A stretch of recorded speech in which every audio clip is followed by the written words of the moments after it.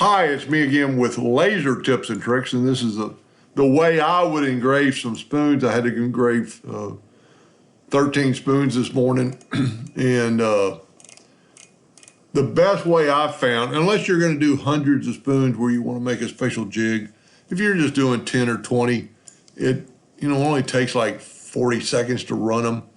So what I did, I placed a piece of MDF in my laser bed and squared it up, and I set the home about right here.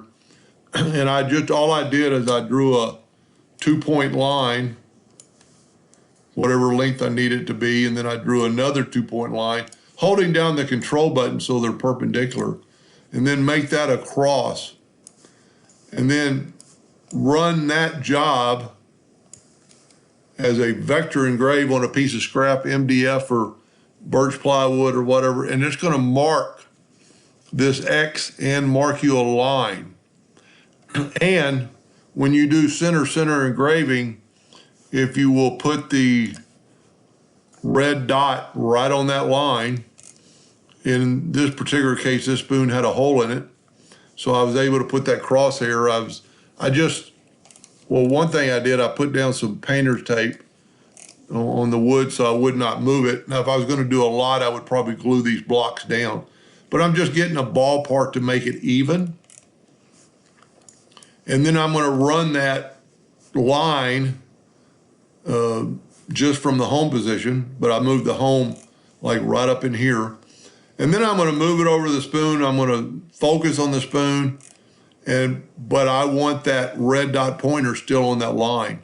But then I'm going to take my graphic or my text, and I actually used a different font, but holding down the shift button, double click on your rectangle button. Then you can run this job with your door open and your red dot pointer and use center engraving, and it'll trace out that line. And on the spoon, you'll see it. Let me make a red dot. You'll see a red dot, the red dot pointer, and it'll just travel along this box, letting you know you're in the center.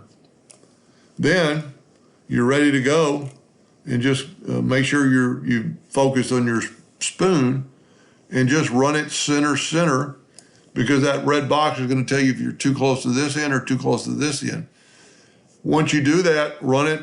I think it took 40 seconds. Take that spoon out. And if you notice, I don't have it in the corner of the bed up top. I've got it down in the middle so I can look over the spoon and see that hole and make sure that crosshair is in there. And if that crosshair is in there, luckily these spoons were made by a machine, so they're all perfectly the same size and the same thickness. I did mark some marks just so I could visually see it. Like I said, if I was going to do 100 of them, I might glue these blocks down. A lot of people think, well, why don't you run 10 spoons? It's not going to save you any time. And the error for getting off is multiplied by 10 if you're off. It's going to run that one spoon, and then it's going to move the next spoon.